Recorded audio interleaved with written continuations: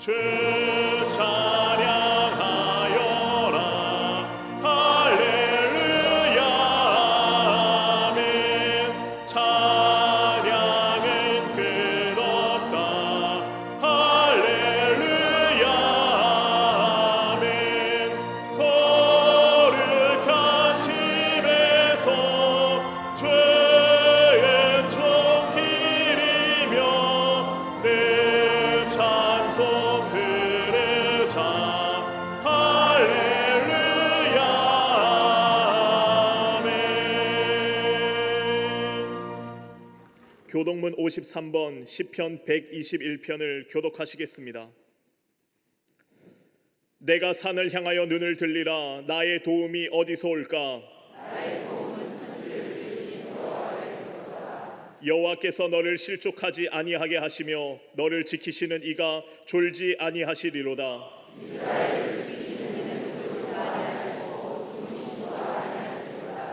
여호와는 너를 지키시는 이시라. 여호와께서 내 오른쪽에서 내 그늘이 되시나니.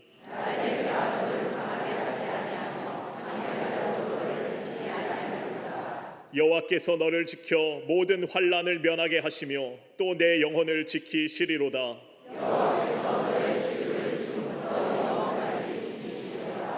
아멘.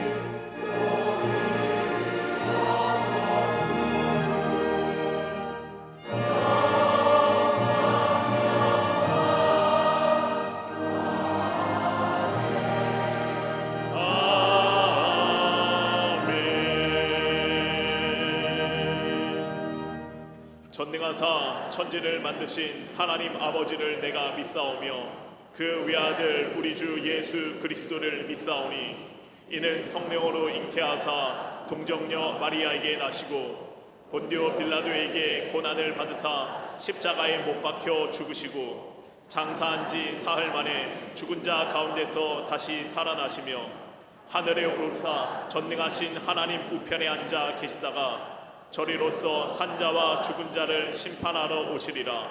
성령을 믿사오며 거룩한 공회와 성도가 서로 교통하는 것과 죄를 사하여 주시는 것과 몸이 다시 사는 것과 영원히 사는 것을 믿사옵나이다. 아멘.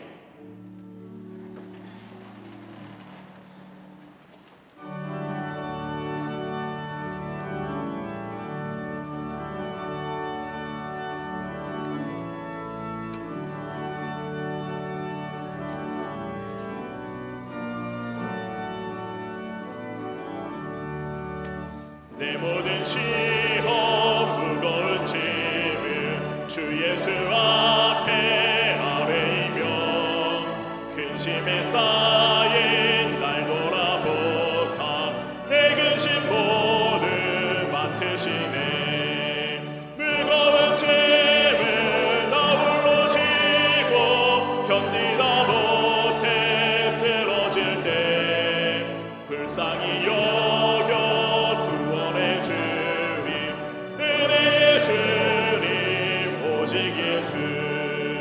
내 모든 괴로움 닥치는 환난 주 예수 앞에 아뢰이면 주께서 친히 날 구해 주사 넓으신 사랑 베푸시네.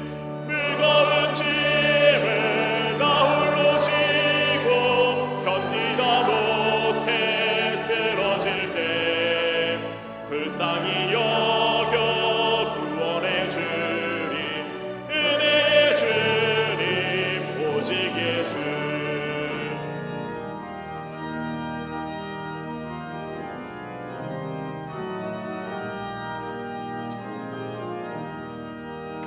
내 짐이 점점 무거워질 때 주 예수 앞에 아뢰이며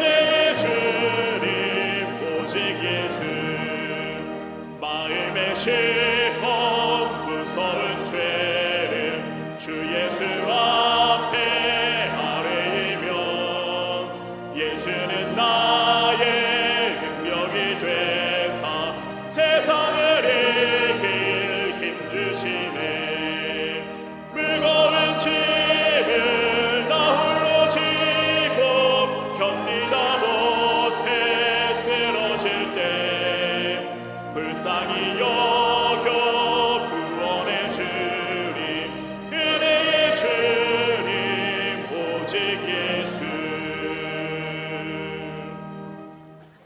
지극히 높고 위대하신 하나님, 영광과 존귀, 찬양과 감사를 주님께 올려드립니다.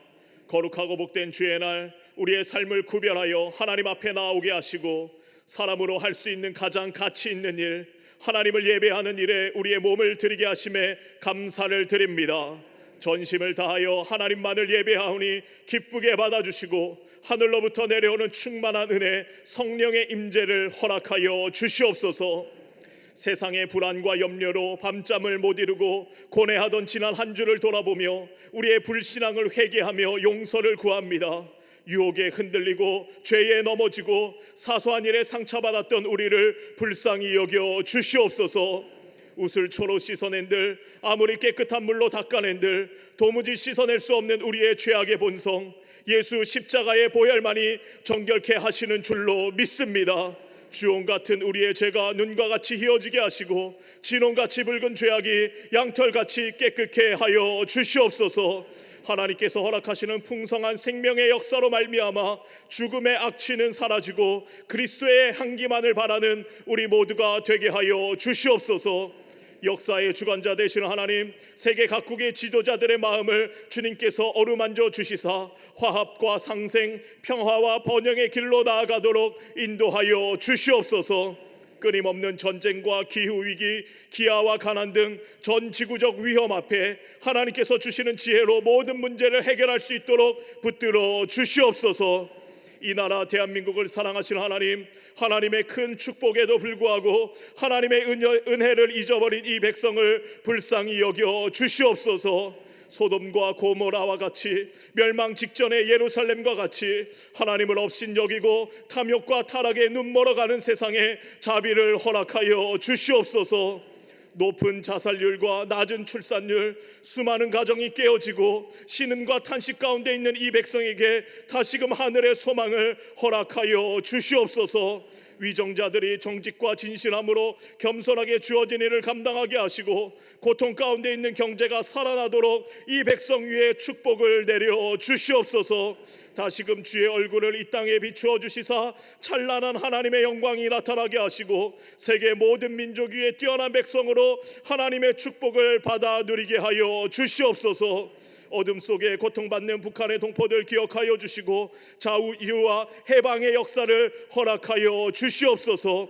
핵을 포기하게 하시고 무력 도발을 멈추게 하시고 공산주의 정권이 속히 무너져 한반도 전체에 항구적 평화가 이루어지도록 통일의 날을 앞당겨 주시옵소서. 140년 전 격동의 시대에 복음을 이 땅에 심어주시고 순교자들의 피로 인하여 풍성한 열매 허락하심에 감사를 드립니다. 교회가 세상의 희망이요 소망이 되는 줄 믿사오니 이 세상 속에 살아가는 그리스도인들이 구별된 가치관을 가지고 빛과 소금의 역할 감당하도록 인도하여 주시옵소서. 그 중심에 광림재단을 세우시고 하나님의 위대한 역사를 이루게 하심에 감사를 드립니다. 주의 전에서 예배하는 모든 이들이 감추어진 복음의 풍성함을 누리게 하시고 전하는 사명 온전히 감당하도록 인도하여 주시옵소서. 가을학기 트리니티 성경 공부를 통하여 시대를 향한 하나님의 뜻을 발견하게 하시고 공의를 행하며 진리를 구하는 한 사람, 그 한 사람으로 변화되는 광림의 모든 권속들 되게 하여 주시옵소서. 이끌어가시는 목사님, 예언자적 영성과 제사장의 능력, 예수 그리스도의 심장을 허락하여 주시사 어둠의 시대를 믿음으로 승리하는 그 길에 앞장서 나아가도록 인도하여 주시옵소서.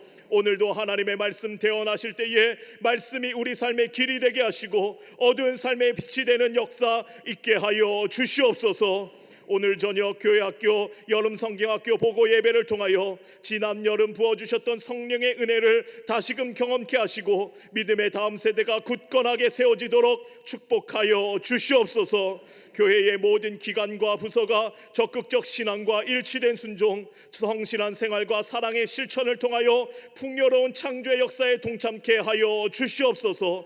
땅끝까지 이르러 주신 사명 감당하는 국내외 모든 선교지에 날마다 부흥의 역사를 허락하여 주시고 튀르키예 안디옥 성전의 재건과 잠비아 확장 공사에 하나님의 손으로 도와주시사 무슬림 땅과 아프리카 지역의 선교의 전초 기지로 쓰임받게 하여 주시옵소서. 정성을 다하여 제단을 아름답게 장식한 손길에 복 내려 주시고 가장 아름다운 소리로 주님을 찬양하는 갈릴리 성가대와 오케스트라의 찬양을 기쁘게 받아 주시옵소서. 보이는 곳과 보이지 않는 곳에서 수고와 헌신을 아끼지 않는 모든 손길 기억하여 주시사 복 내려 주시옵소서. 함께 예배 드리는 남교회와 북교회, 동탄성전, 영상으로 예배에 동참한 모든 이들에게 동일한 은혜를 내려주시고 특별히 육신의 약함으로 병상에서 가정에서 예배 드리는 이들 속히 회복되어 주의 전으로 달려올 수 있도록 치유의 역사 허락하여 주시옵소서. 우리와 함께 하시되 끝까지 함께 하시는 예수 그리스도의 이름으로 기도하옵나이다. 아멘. 하늘 계신 아버지 이름 거룩하사 주님 나라 임하시고 뜻이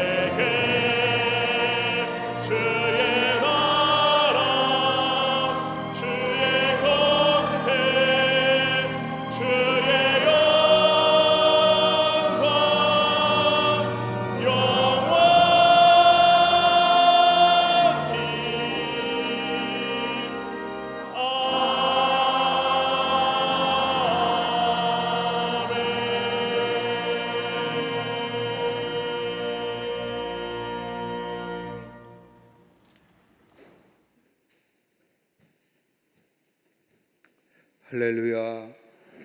거룩한 주의 날, 주의 전에 나와 예배한 우리 모든 광림의 권속들 위해 또한 영상을 통하여 이 예배에 참여한 모든 이들 위해 하나님의 놀라운 은혜와 하늘의 축복이 함께 하시기를 먼저 주의 이름으로 축원합니다. 앞뒤 전후 좌우 계신 분과 함께 인사하시겠습니다. 하나님은 사랑이십니다 라며 인사들 나누시기를 바랍니다.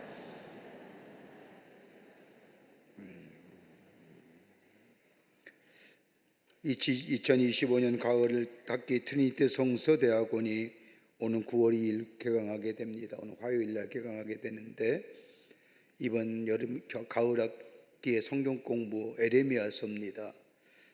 하나님이 찾으시는 진리를 구하는 한 사람. 에레미야 5장의 말씀을 보면 이스라엘 백성이 죄악으로 인하여 하나님의 심판에 대한 예언의 말씀을 들을 때에 에레미야가 하나님께서 듣는 말씀이 있습니다. 네가 성 안에 다니면서 진리와 신실함과 진리와 공의를 구하는 한 사람만 있으라면 내가 이 성을 사하여 주리라.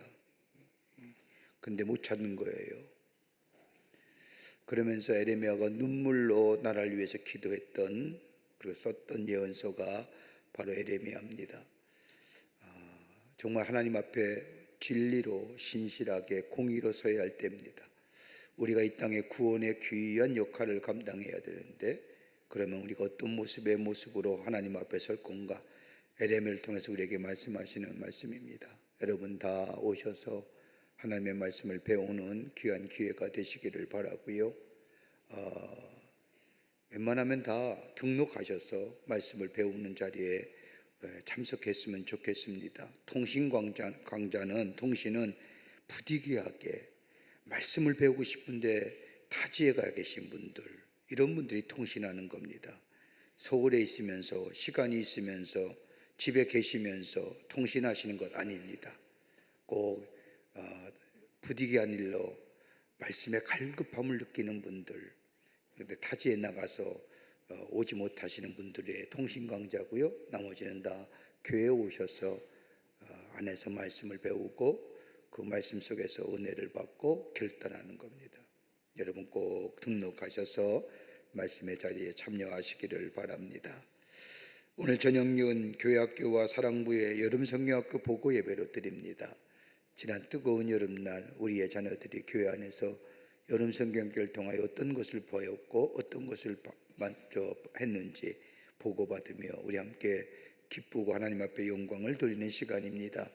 우리 교사 선생님들이 이 뜨거운 여름날에 수고 많이 하셨는데 함께 오셔서 격려하시고 또 보면서 우리 안에 기쁨이 충만한 시간, 저녁 예배 시간이 되시기를 바랍니다. 광림평생교육대학원이 9월 4일 돌아오는 목요일에 개강합니다. 원래 데이케어라고 하는 것은 어린아이를 위한 데이케어가 시작이 아닙니다. 원래 데이케어는 나이 드신 어르신들을 위해서 보살펴 주는 것이 시작된 것이 데이케어인데 요즘엔 다 건강하셔서 오래 사시는데 우리 교회에서는 어르신들을 위해서 평생교육대학원이라는 프로그램을 만들었습니다. 교회 오시면 말씀도 배우고 또 건강을 위한 강의도 들으시고 또 진료도 받으시고 뭐 등등해서 여러 가지 많은 다양한 프로그램들이 있습니다. 오셔서 함께 나누고 기쁨을 누리시는 시간들이 되시기를 바랍니다. 청장여무 가을 영성 수련회가 9월 6일과 7일 세미나 하우스에서 있습니다. 여러분의 많은 관심과 참여를 부탁드립니다. 9월달 예배 안내는 일성교구와 이성교구에서 봉사해 주시겠습니다. 오늘 강대한매한 23교구의 임경훈 권사님 가정에서 가족들과 함께 박남래 권사님을 추모하며 장식해 주셨습니다. 선교구와 교구 소식 선교회 모임들 나와 있습니다. 보시고 해당되시는 분들은 다 참여하여 주시기를 바랍니다. 결혼하실 가정이 있습니다. 여러분 축하해 주시고요. 지난 한 주간에 어려움을 당한 가정들이 계십니다.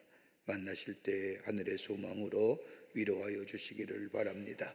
그 밖에 박스광론의 많은 광고들 여러분 보시고 함께 참여하셔서 하나님 나라를 세워가는 데 쓰임받는 귀한 모임들이 되시기를 바랍니다. 잉글리시 바이블 아카데미 영어로 성경 공부하는 시간입니다. 귀하지요. 여러분 아이들 참여하셔서 귀한 말씀을 통하여 또 영어를 배울 수 있는 계기가 되시기를 바라고 그 밖에 많은 광고들 보시고 기도하시며 참여하셔서 하나님 나라를 세워가는데 쓰임받는 모임들이 되시기를 바랍니다. 이제 성경봉도 읽겠습니다.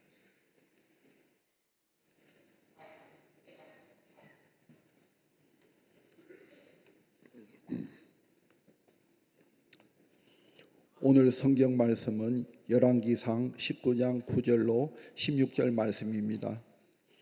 엘리야가 그곳 굴에 들어가 거기서 머물더니 여호와의 말씀이 그에게 임하여 이르시되 엘리야야 내가 어찌하여 여기 있느냐. 그가 대답하되 내가 만군의 하나님 여호와께 열심히 유별하오니 이는 이스라엘 자손이 주의 언약을 버리고 주의 제단을 헐며 칼로 주의 선지자들을 죽였음이오며 오직 나만 남았거늘 그들이 내 생명을 찾아 빼앗으려 하나이다. 여호와께서 이르시되 너는 나가서 여호와 앞에서 산에 서라 하시더니 여호와께서 지나가시는데 여호와 앞에 크고 강한 바람이 산을 가르고 바위를 부수나 바람 가운데에 여호와께서 계시지 아니하며 바람 후에 지진이 있으나 지진 가운데에도 여호와께서 계시지 아니하며 또 지진 후에 불이 있으나 불 가운데에도 여호와께서 계시지 아니하더니 불 후에 세미한 소리가 있는지라. 엘리야가 듣고 겉옷으로 얼굴을 가리고 나가 굴 어귀에 섬에 소리가 그에게 임하여 이르시되 엘리야야 내가 어찌하여 여기 있느냐. 그가 대답하되 내가 만군의 하나님 여호와께 열심히 유별하오니 이는 이스라엘 자손이 주의 언약을 버리고 주의 제단을 헐며 칼로 주의 선지자들을 죽였음이오며 오직 나만 남았거늘 그들이 내 생명을 찾아 빼앗으려 하나이다. 여호와께서 그에게 이르시되 너는 내 길을 돌이켜 광야를 통하여 다마섹에 가서 이르거든 하사엘에게 기름을 부어 아람의 왕이 되게 하고 너는 또 nim시의 아들 예후에게 기름을 부어 이스라엘의 왕이 되게 하고 또 아벨 무홀라 사밧의 아들 엘리사에게 기름을 부어 너를 대신하여 선지자가 되게 하라. 아멘.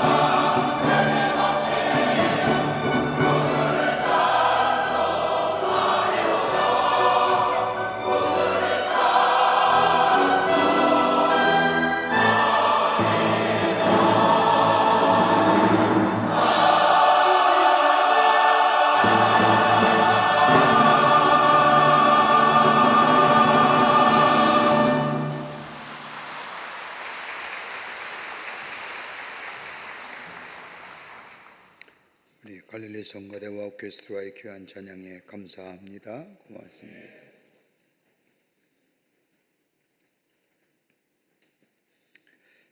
사람이면 누구나 감정의 기복을 경험하며 삽니다. 흔히 말하기를 기분 좋을 때와 기분 나쁠 때를 말하는 겁니다.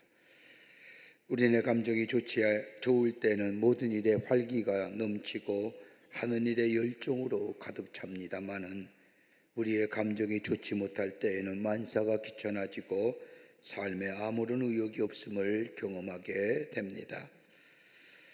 그런데 우리네 감정이란 때로는 상승곡선을 그리기도 하고 때로는 하강곡선을 그리기도 합니다. 그런데 감정의 기복이 있는 사람에게, 특별히 하강의 곡선을 그리는 사람에게 무엇인가 삶의 동기를 부여해주고 상하고 지쳤던 감정이 상승장을 일으켜 삶의 에너지를 가지고 활기차게 삶을 살아가게 하지만, 그렇지 못할 때에는 삶의 무기력함을 갖게 하고 이것이 지속될 때에는 질병으로 발전하게 되는데, 이 질병을 의사 선생님들은 우울증이라고 말합니다. 이러한 감정의 기분은 가난한 사람이나 육체적으로 문제가 있는 사람에게만 일어나는 것이 아닙니다. 역사에 위대한 일을 했던 귀한 사람들에게도 감정의 슬럼프가 있음을 보게 됩니다. 심리학자들에 의하면 감정이 나빠지고 또 슬럼프에 빠지는 몇 가지의 요인이 있다고 합니다. 하나는 다름이 아니라 육체적으로 감정적으로 지치고 고갈되을 때에 인간은 슬럼프에 빠지게 된다는 겁니다. 한 번쯤 여러분 다 경험하신 줄 압니다. 육체적으로 피곤하면 감정이 가라앉고 아무런 의욕이 없음을 한 번쯤은 다 경험하신 줄 압니다. 육체적으로 감정적으로 피곤할 때에 우리의 감정은 슬럼프에 빠지게 됩니다. 또 하나의 요인이 있다고 한다면 생존의 위협을 느낄 때입니다. 삶의 안전성이 위협당할 때 인간은 감정의 슬럼프를 느끼게 됩니다. 인간의 많은 욕구 가운데 가장 기본적인 욕구가 있다고 한다면 안전에 대한 욕구입니다. 이런 안전이 우리에게 위협받을 때에 사람의 감정은 불안하고 이 불안이 심화될 때에 침체에 빠지게 됩니다. 또 하나의 이유가 있다고 한다면 두려움이나 분노나 죄책감이 있을 때에 인간의 감정은 침체되게 되고 무능하게 된다는 겁니다. 마음에 심한 두려움이 있을 때에, 마음에 분노가 가득 차 있을 때에, 죄책감이 우리의 마음을 짓누를 때에, 이럴 때 우리의 감정은 침체에 빠지게 되며 우리의 삶을 무기력하게 만들어 버립니다. 여러분, 우리만 이런 감정의 슬럼프를, 침체를 갖는 것은 아닙니다. 성경의 말씀을 보면 하나님의 위대한 구속의 역사를 일했던 위대한 하나님의 사람들도 감정의 슬럼프와 침체를 겪는 것을 발견하게 됩니다. 그 대표적인 인물이 엘리야입니다.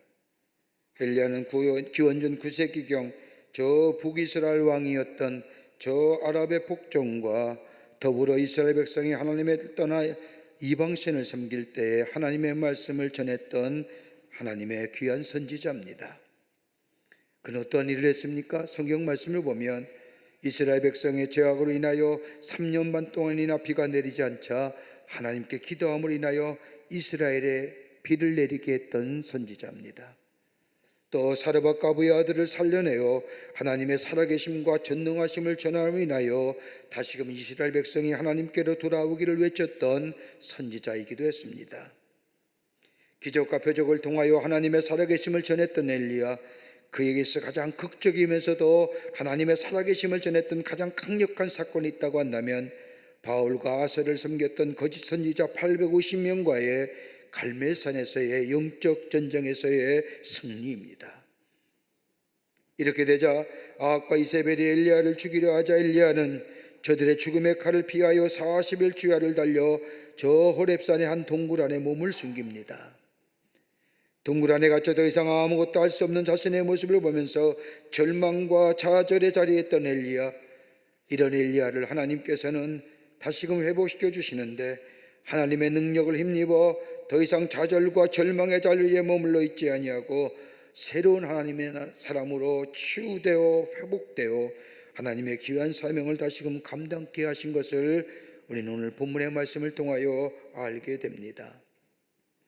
여러분, 우리들의 삶, 세월이 흘러가고 연륜이 깊어질수록 인생을 잘 알기에 나의 인생은 잘 살 수 있을 것만 같았던 우리들의 삶, 그러나 살아가면 살아갈수록 점점 가벼워질 줄 알았던 우리의 인생의 무게가 점점 무거워지면서 어떻게 살아가야 할지 알지 못하는 우리들의 모습, 그러게 불안하고 그러게 두려움 가운데 사는 우리들의 모습은 아닌지요. 한 통계에 의하면 미국의 예입니다만 미국 인구의 19.1%가 불안 증세에 시달린다고 합니다. 염려와 두려움 가운데 어떻게 살아가야 할지. 오늘 엘리야가 그런 삶이었습니다마는 하나님의 도우심으로 그는 새롭게 회복되어 하나님의 귀한 사명을 감당하는 하나님의 사람으로 다시 한번 우뚝 서는 역사, 그 원동력은 어디에 있었을까요? 오늘 정녕 우리에게 필요한 일이 무엇일까요? 먹고 사는 문제는 아닐 겁니다. 우리의 삶에 하나님이신 참된 사명의 삶, 의미 있는 인생, 내 삶에 풍성한 열매를 맺는 삶, 그건 어디서부터 나올 수 있을까요? 오늘 본문의 말씀을 통하여 몇 가지를 함께 말씀을 나누며 은혜 나누기를 원합니다. 첫째는 있어야 할 자리를 알게 될 때에 그런 회복의 역사를 경험합니다. 오늘 본문의 말씀을 보십시오. 열왕기상 19장 19절의 말씀을 보면 엘리야가 그곳 굴에 들어가 거기서 머물더니 하나님의 말씀이 그에게 임하여 이르시되 엘리야야 내가 어찌하여 여기 있느냐. 그뿐 아니라 그 뒤에 말씀을 보면 하나님께서 재차 엘리야에게 물으시는 말씀이 나옵니다. 그 말씀이 바로 13절 말씀입니다. 엘리야가 듣고 겉옷으로 얼굴을 가리고 나아가 그 로기에 섬에 소리가 그에게 임하여 이르시되 엘리야야 내가 어찌하여 여기 있느냐. 저 어두운 동굴 안에 있는 엘리야에게 하나님은 반복하여 내가 어찌하여 여기 있느냐라고 물으십니다. 내가 어찌하여 여기 있느냐고 하는 이 두 번의 질문 속에는 다름이 아니라 내가 누구냐, 지금 하는 일이 무엇이냐, 지금 내가 서 있는 것이 어디냐라고 하는 물음입니다. 여러분, 엘리야가 누굽니까? 엘리야는 아합 왕의 앞에서도 당당하게 하나님의 말씀을 전했던 선지자입니다. 저 바알과 아세라를 섬기는 저 거짓 선지자 850명과 영적인 싸움에서 승리하여 이스라엘 백성의 마음을 돌이키게 했던 위대한 선지자입니다. 더 나아가 오랫동안 비가 내리지 않았던 이스라엘 땅에 기도함으로 비를 내리게 했던 능력의 선지자입니다. 하나님의 사람으로 우뚝 서서 하나님의 말씀을 담대하게 전하며 살았던 그가 지금은 비극하고 도망자로 전락되어 죽음의 두려움 앞에 떠는 연약한 자의 모습으로 전락되어 있는 이 엘리야. 이 세상에 자기 혼자 남은 것처럼 나약해질 뿐만 아니라 외로운 자가 되었습니다. 죽음의 공포 아래 더 이상 있을 것이 없어서 이스라엘 땅을 떠나 40일주야를 걸어서 호렙산의 누렘나무 아래 고독하게 있을 뿐만 아니라 돌굴 안에 숨을 수밖에 없는 처절하고 절박한 상황에 있는 이 엘리야에게 하나님께서는 물으시는 겁니다. 엘리야야 내가 어찌하여 여기 있느냐. 다른 말로 말하면 하나님 앞에 서 있던, 하나님과 함께 있었던 자리 잊어버렸느냐. 하나님 앞에 서 있던 그 자리 잊어버렸느냐. 저 좌절과 절망에 인하여 깊은 침체 속에 있을지라도 르렘나무 아래서 나를 죽여달라고 애원할 때에도 하나님께서 그를 어루만져 주실 뿐만 아니라 침체의 그 잎에서 회복시켜 주셔서 호렙산에 갈 때에도 주의 음성에 귀를 기울이게 하시고, 동굴에 있을 때에 큰 지진 가운데 불이 일어나고 천둥과 번개가 칠 때에 하나님의 세미한 음성에 귀 기울여 동굴에서 나와 어귀에서 하나님의 음성을 들을 수 있었던 그때 하나님의 무엇이라고 말씀하셨는지 듣고자 하는 마음으로 하나님 앞에 섰는 이 엘리야에게 하시는 말씀입니다. 내가 어찌하여 여기 있느냐. 물리학자이며 신학자인 최옥석 교수가 쓴 글 가운데 창세기 4장과 5장의 말씀을 비교하면서, 족보를 비교하면서 쓴 글이 있습니다. 가인이 아벨을 죽인 후에 하나님을 떠나 그 가인의 자손들이 큰 족속을 이루는데 그 족보가 4장에 나옵니다. 창세기 4장의 말씀을 가만히 읽어보면 그 족보에 가인의 후손들이 몇 년을 살았는지 연수가 나오질 않습니다. 그런데 그 뒤에 나오는 창세기 5장의 말씀을 보면 하나님께서 아벨 대신에 저 아담과 하와에게 셋을 주시는데 셋의 자손들의 이름들이 세세히 나오는데 그 자손의 이름에는 그가 몇 년을 살았는지, 그가 몇 생을 살았는지 기록되어 있습니다. 여러분, 창세기 4장에 나오는 가인의 후손의 족보와 저 5장에 나오는 셋의 후손의 족보가 다른 점이 뭘까요? 단순히 얼마를 살았느냐, 어떤 인생을 몇 년을 살았냐, 이것만 얘기할까요? 아닐 겁니다. 그렇게 적어놓은 이런 다름이 아니라 아무리 이 땅에서 잘 산다 하더라도 하나님 앞에서 살지 않던 시간은 아무 의미 없는 시간이라는 거예요. 그가 뭘 했든지, 그가 어떤 일을 했든지 하나님 없이 산 시간은 그 시간이 없다는 거예요.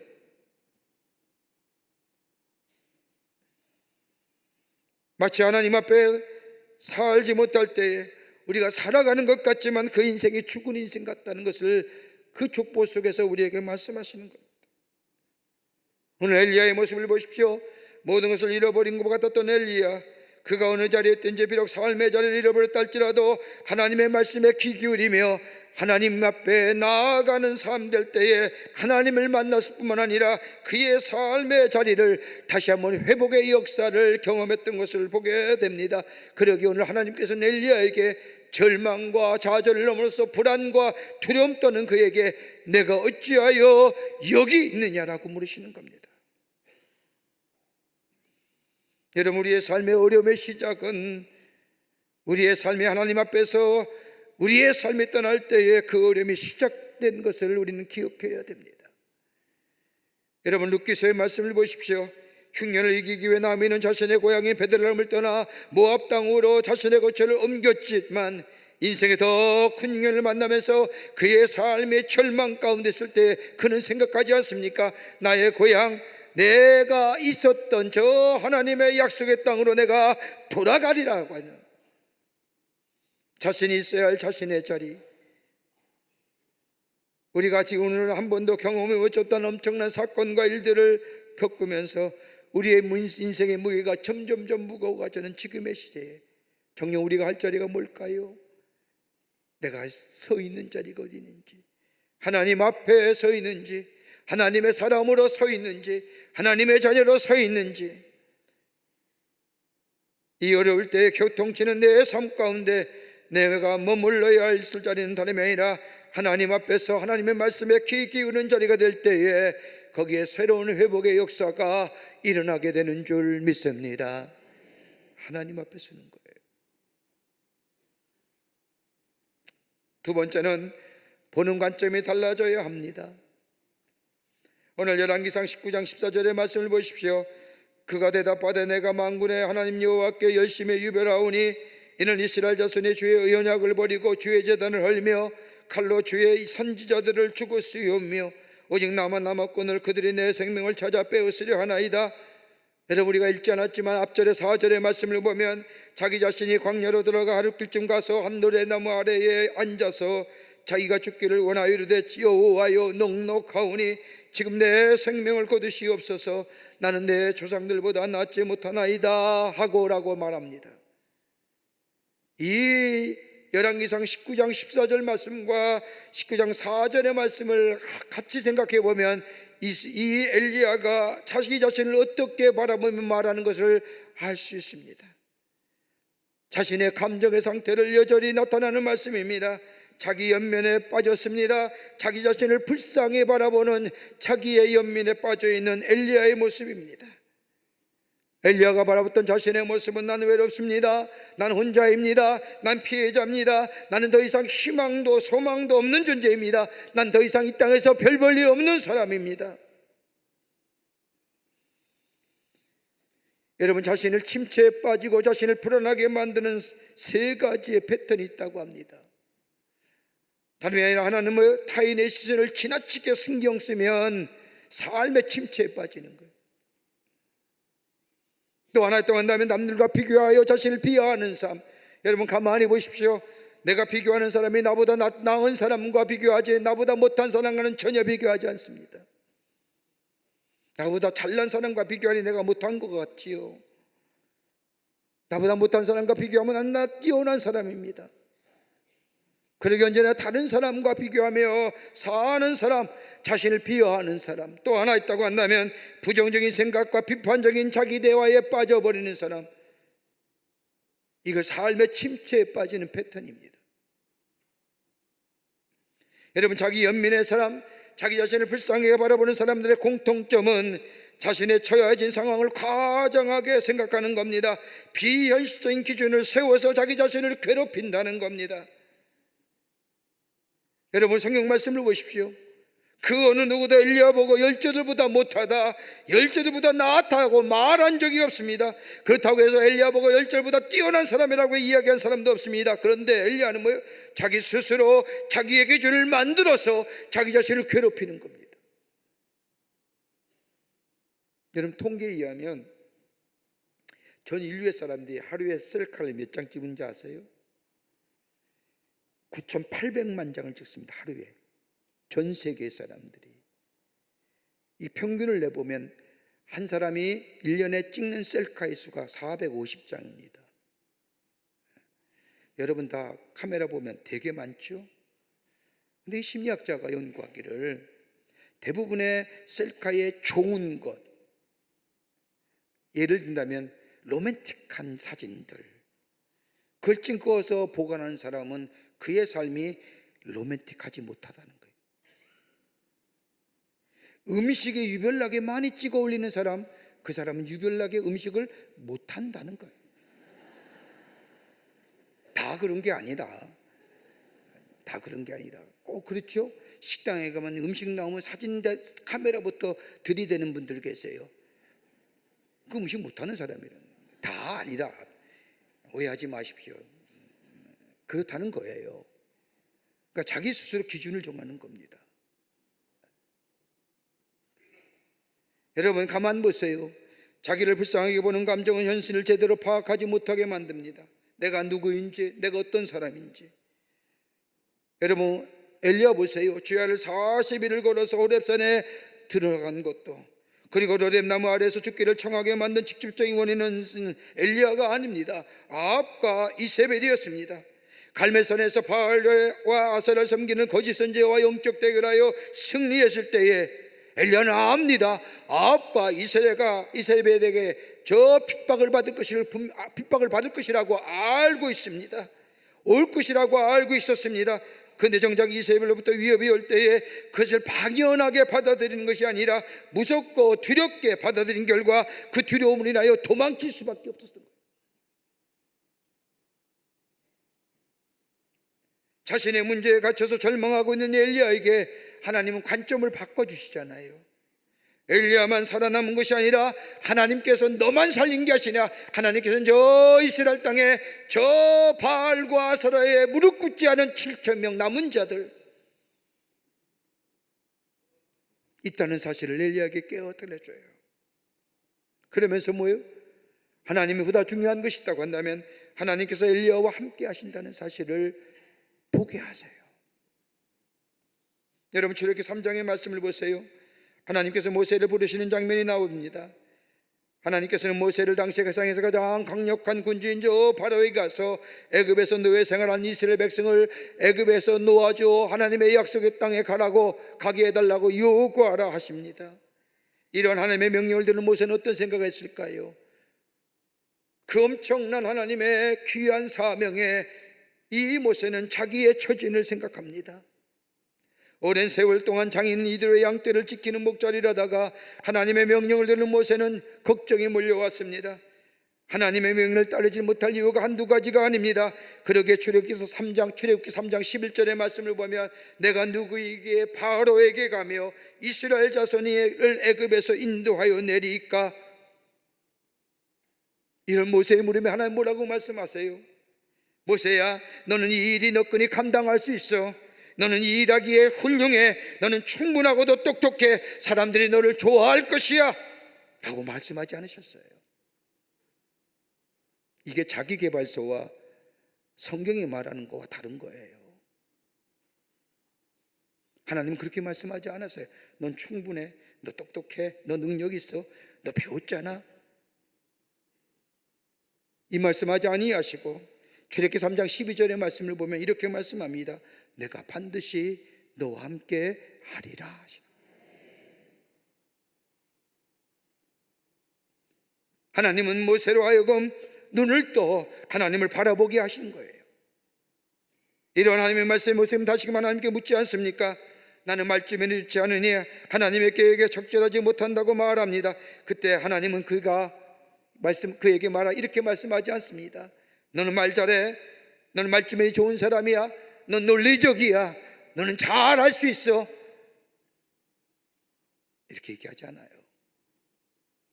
대신 하나님은 그의 생각의 틀을 바꾸어 놓으십니다. 너는 말 잘해. 잘할 수 있을 거야 라고 말씀하지 아니하시고 출애굽기 4장 11절의 말씀을 보면 내가 너의 입을 지었노라 하시는 거예요. 여러분, 우리 한국 사람들이 가장 좋아하는 성경 구절 가운데 빌립보 4장 13절의 말씀을 보면 내게 능력 주시는 자 안에서 내가 모든 것을 할 수 있느니라. 여러분, 이 말씀 언뜻 생각하면 내가 마치 파워맨, 슈퍼맨 된 것 같지만 그 말씀이 아닙니다. 그 말씀이라고 한다면 저 세상의 자기계발서와 똑같은 말씀이 있지요. 내가 하나님 믿음으로 능력의 사람, 슈퍼맨 되는 게 아닙니다. 오늘 성경은 저 영어 성경의 번역본을 보면 좀 더 쉽게 우리에게 이 말씀의 뜻을 가르쳐 주십니다. 번역에 보면 나는 그분의 목적을 이루기 위해 나를 강하게 하고 능력을 주시는 하나님을 통해 하나님께서 부르신 것을 위해 모든 것을 할 수 있다라고 하는 겁니다. 다른 말로 하면 더 쉽게 표현한다고 한다면 나는 그리스도 안에서의 충분함에 안에서 자족합니다. 나는 내게 대적하는 힘과 확실한 평화를 불러넣으시는 그분을 통해 무엇이든지 할 준비가 되어 있습니다 라고 하는 겁니다. 내가 하는 게 아니지요. 우리의 생각의 패턴을 나의 패턴에서 하나님의 패턴으로 바꿀 때에 하나님의 능력으로만 충분하고 그분의 능력이 우리에게 주어져 있다라는 생각의 패턴으로 바꾸게 될 때에, 우리의 관점이 달라지게 될 때에 우리의 잘못된 시각과 편견을 넘어설 수 있는 겁니다. 여러분, 관점의 변화가요, 뭘 가져줘요? 인식의 변화를 가져오는 거예요. 관점의 변화가. 매일 부정적인 것만 보는 자는 그 인식이 부정적인 인식이에요. 뭐 시니컬하고 비판적인 것만 이야기하는 사람, 그의 인식은 비판적이고 부정적인 거예요.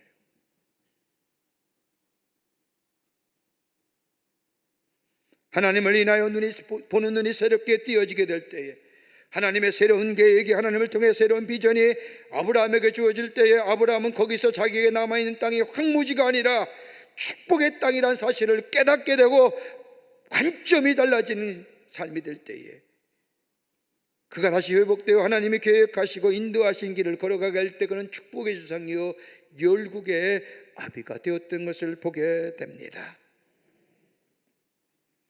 내가 가장 어렵다고 생각할 때 하는 것, 내가 가장 힘들다고 생각할 때, 더 나아가 나의 인생이 황무지 같은 인생이라고 생각하며 나의 좋은 거 다 잃어버렸다고 생각할 때에, 그때에 우리가 하나님을 향한 우리의 믿음이 잃어버리지 않는다고 한다면 하나님은 우리에게 찾아오셔서 우리의 눈을 열어주실 뿐만 아니라 우리와 함께 하시고, 그리고 하나님이 보여주시는 것은 황무지의 땅이 아니라 하나님의 축복하신 땅이요 젖과 꿀이 흐르는 생명의 땅의 역사가 우리 가운데 일어나게 됩니다. 여러분, 가나안 땅을 일명 뭐라고 얘기해요? 젖과 꿀이 흐르는 땅이라고 얘기합니다.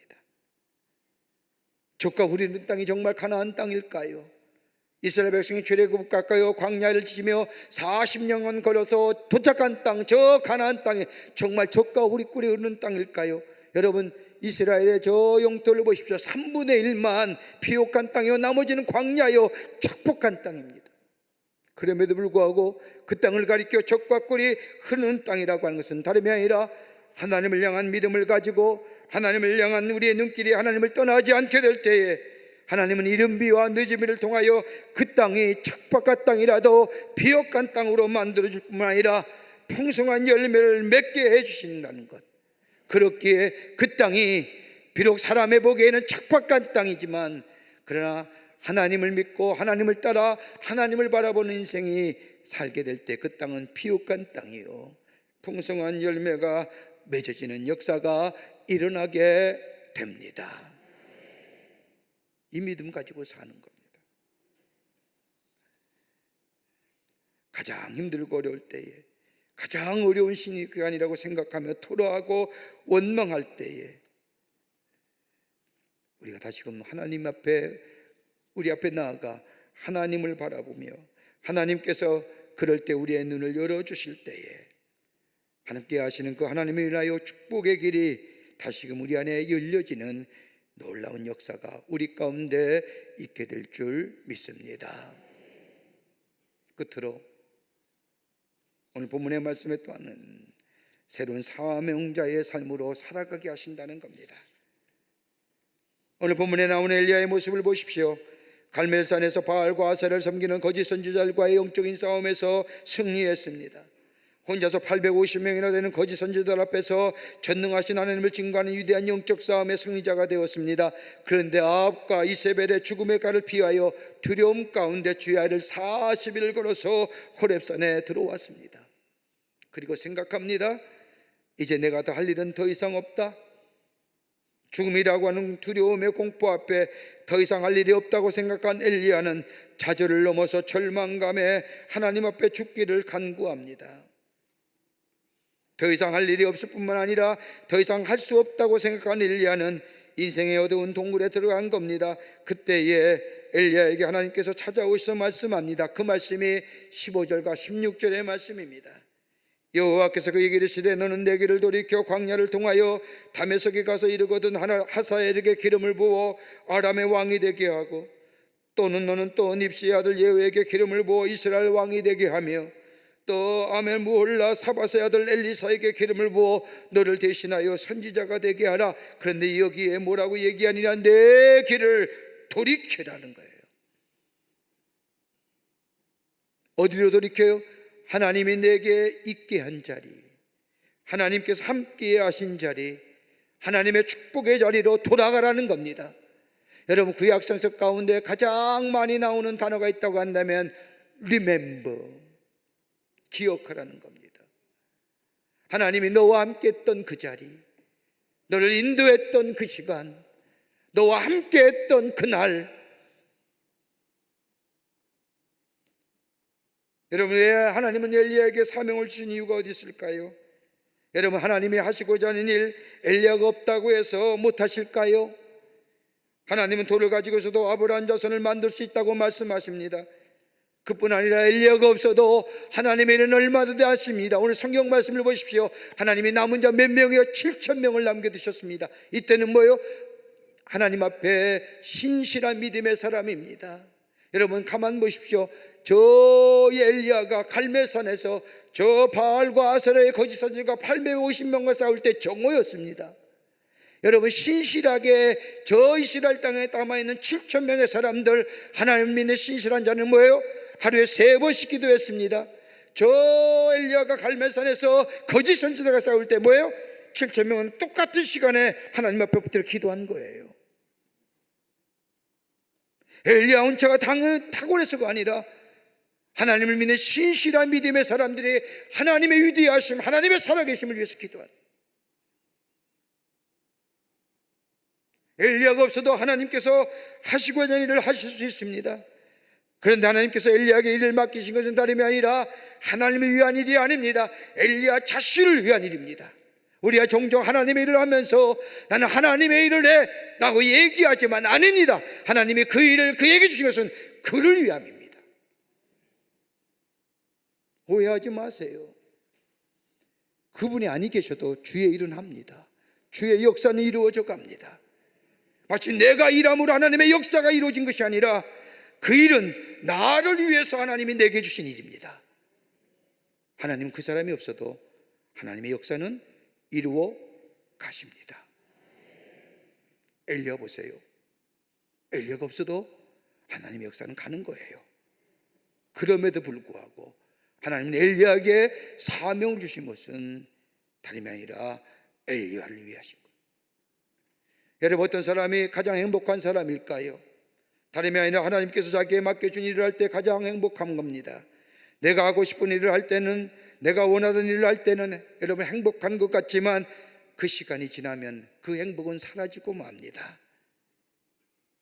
그러나 나를 이 땅에 보내신 하나님께서 내게 맡겨준 일을 할 만큼 여러분 기쁠 데가 없습니다.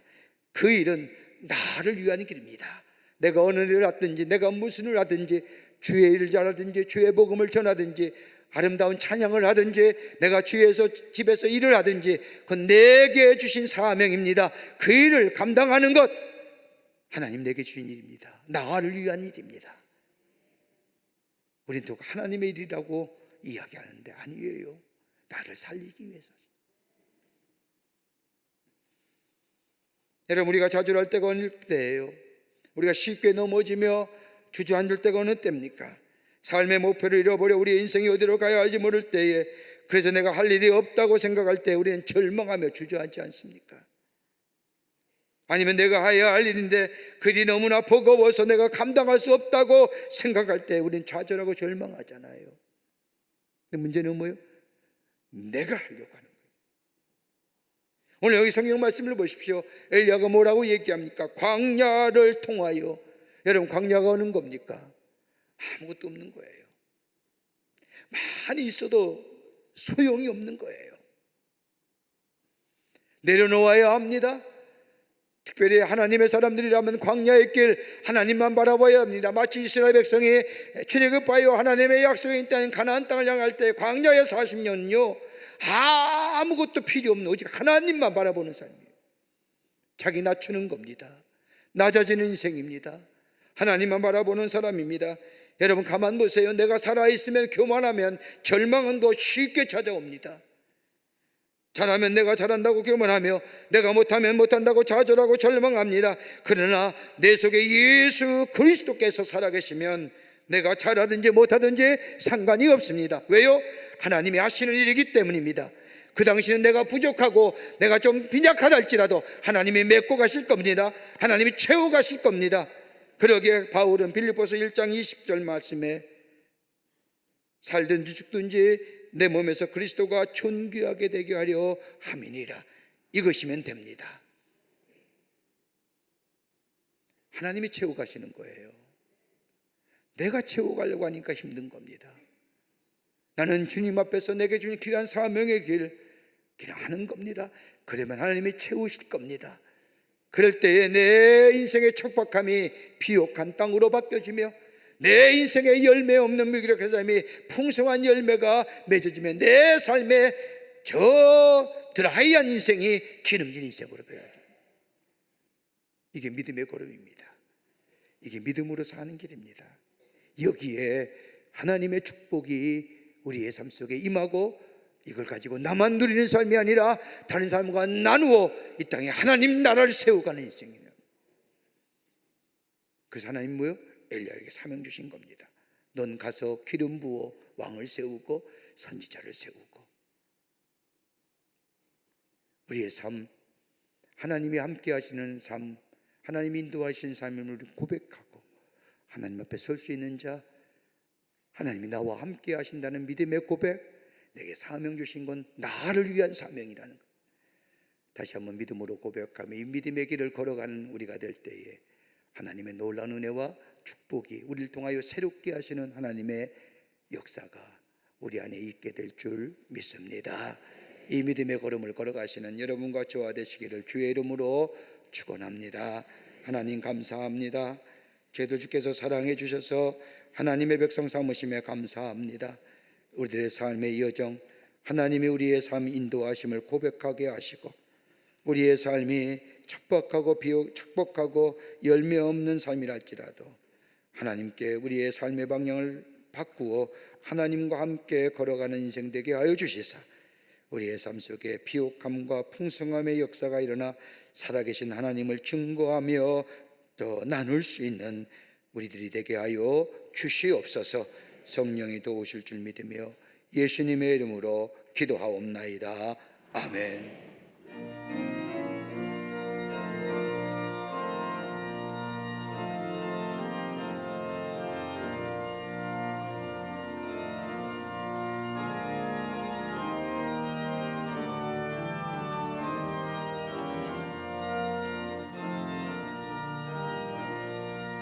너 근심 걱정 말아라.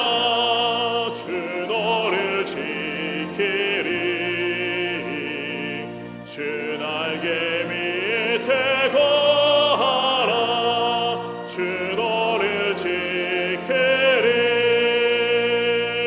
주 너를 지키리. 아무 때나 어디서나 주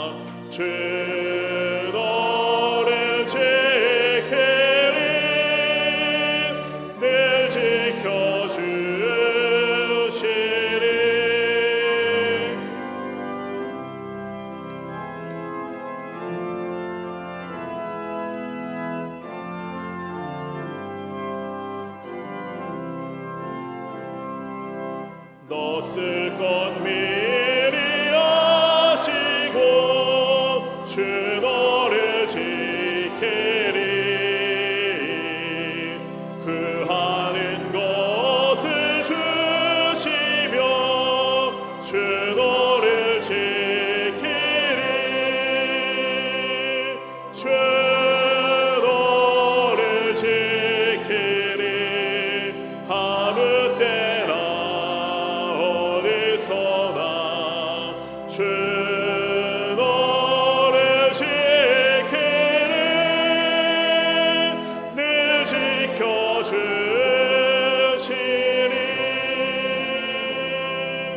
어려운 시험 당해도 주 너를 지키리. 구주의 품에 거하라. 주 너를 지키리. 주 너를 지키리. 아무 때나 어디서나 주 너를 지키리. 늘 지켜주시리.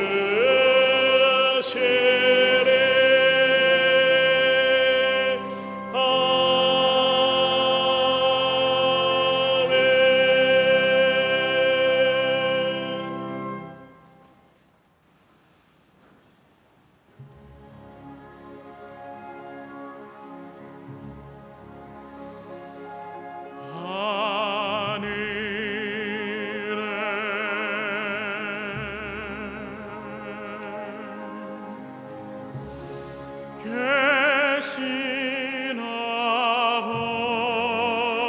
아버지,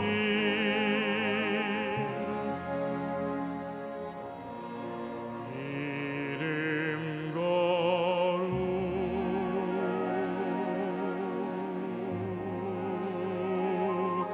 거룩하사.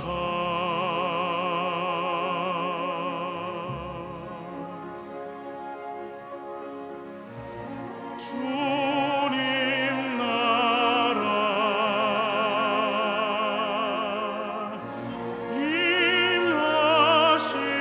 임하시고 뜻이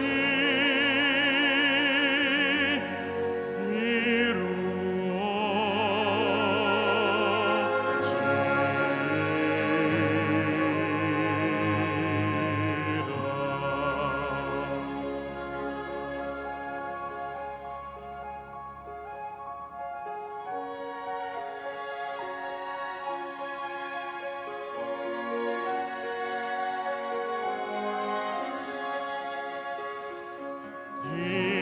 일용할 양식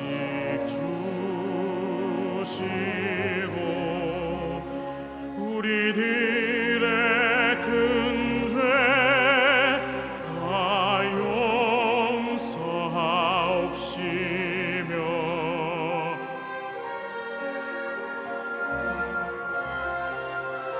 또 시험에 들게 마시고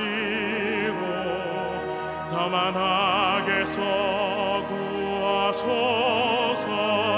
내게 주의 나라 주의 권세 주의 영광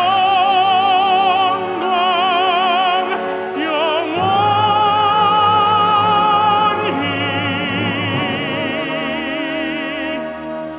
아멘.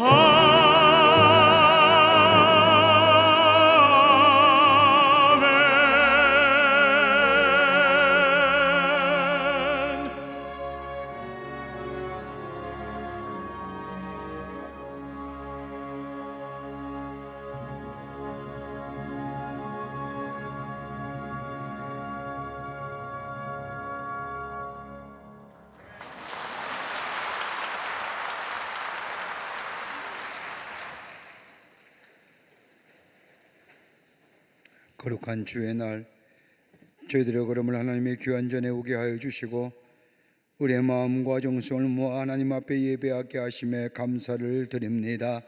우리 예배를 기쁘게 받으시고 하늘의 문을 여시사 하늘의 놀라운 은혜와 하늘의 축복이 넘쳐나는 이 거룩하고도 복된 시간 되게 하여 주시옵소서. 하나님 앞에 예배하며 귀한 예물 상별하여 하나님 앞에 드립니다. 저희들의 믿음의 고백이오니 기쁘게 받으시고 우리를 구원하신 것처럼 이 물질이 쓰일 때마다 하나님의 구원의 역사가 일어나게 하시며 하나님의 나라가 세워지며 주께로 돌아오는 자가 많아지는 하나님의 예물, 귀한 예물로 주님 사용하여 주시옵소서. 드린 손길마다 하늘의 복을 허락하여 주시되 저들의 삶과 기업과 가정과 자녀들이 위해 하나님의 놀라운 형용할 수 없는 축복이 임하게 하여 주셔서 하나님의 살아계심이 증거되어지는 당신의 거룩한 백성의 삶 되게 하여 주시옵소서.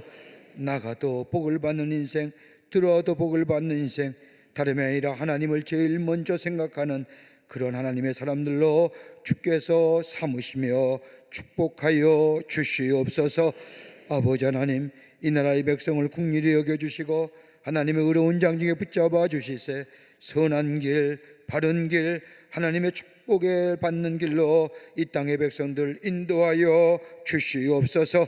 아버지 하나님이여, 그로 인하여 정치와 경제와 사회와 문화, 경제 모든 분야에 하나님의 다스림의 역사가 있게 하셔서 하나님의 공의와 정의가 아버지 살아 움직이는 이 땅과 이 백성들 되게 하여 주시옵소서.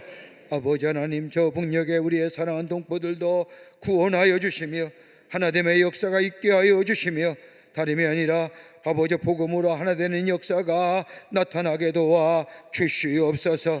지구 전국에서 일어나는 전쟁과 재해와 기근들 하나님께서 함께하여 주셔서 전쟁의 포성이 멈춰지게 하시며 아버지 하나님의 기근과 재해를 인하여 신임의 소리가 아버지 하나님의 주의 위로하심의 역사가 나타나게 하여 주시사 아버지 평화의 지구촌이 되게 하여 주시옵소서.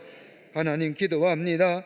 이 시간에도 나라 위에 수고하는 우리의 장병들이 싸우니 하나님 저들을 건강과 안전으로 지켜주시며 저들의 희생과 수고가 헛되지 않도록 이 땅의 자유와 평화가 온곡게 지켜지게 하여 주시옵소서.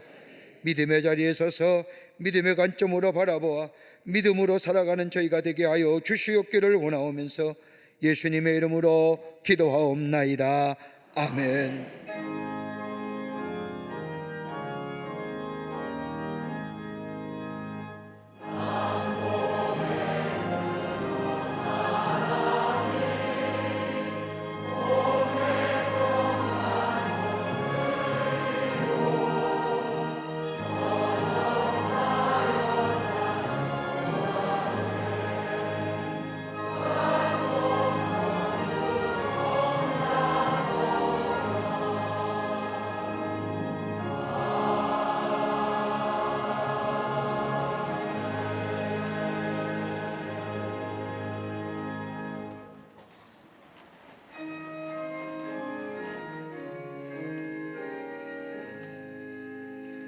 오늘 이 시간에 우리에게 새로 나오신 분이 계십니다.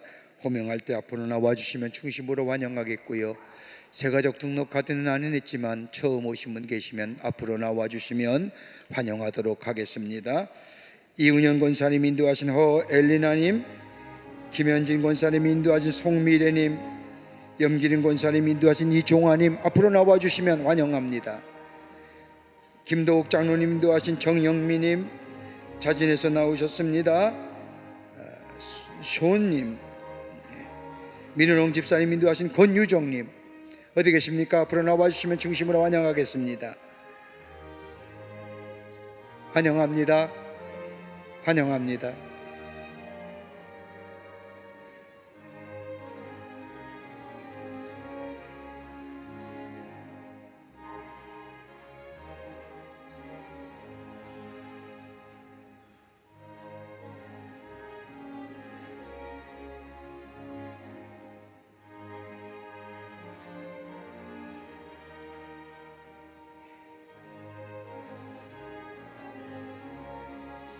기도하시겠습니다.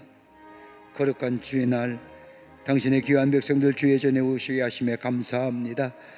저들의 이름을 하늘나라의 생명시 기록해 주시고 구원과 영생 가운데 이 땅에 살면서 주의 인도하심과 함께하심의 역사를 통하여 주의 주신 축복을 누리며 사는 하나님 나라의 백성 되게 하여 주시옵소서. 저들의 걸음을 굳건하게 하시며 주님이 손 꼭 붙잡고 함께 동행하는 복된 인생 되게 하여 주시옵소서. 감사하오며 예수님의 이름으로 기도하옵나이다. 아멘. 뒤돌아서실까요? 교우들 향해 서실까요?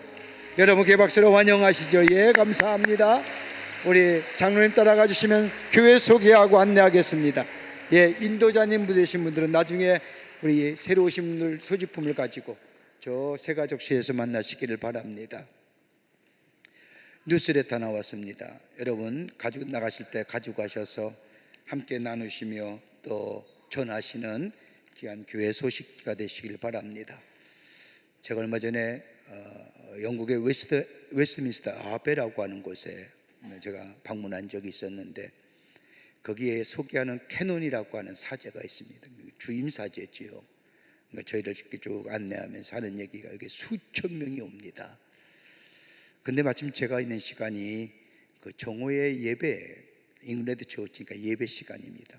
파이프 오르소니 우리가 얼마나 웅장하고 높은 고가 높기 때문에 그 파이프 오르소니 울림이 있는데 이상하죠? 찬송하는 사람은 하나도 없습니다. 다 구경꾼입니다.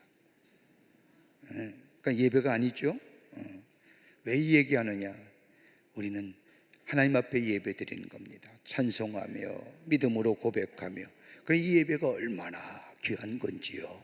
그러니까 예배에 빠지지 마시라는 겁니다. 예배에 잘 드리면 인생 성공합니다. 우리 모든 우리 광림의 교우들 예배를 소중히 여기며 예배드리게 힘쓰는 하늘의 축복을 누리며 사는 우리 모든 교우들이 되시기를 바랍니다. 다 일어나실까요? 우리 함께 마지막 찬송하시겠습니다.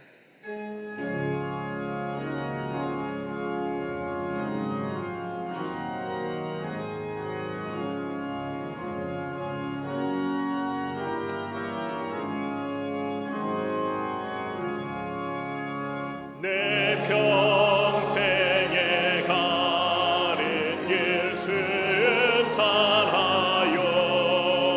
내 찬찬한 강 같은지 큰 풍파로 무섭고 어렵든지 나의 영혼은 늘 편하다.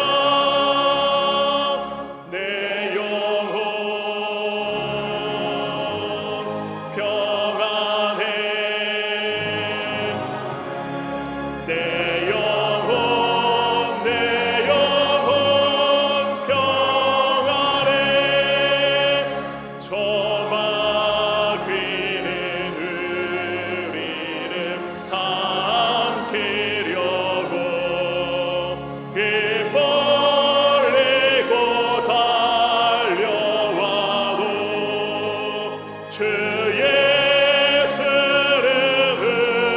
우리의 대장되니 끝내 싸워서 이기리라. 내 영혼 평안해. 내 영혼 평안해.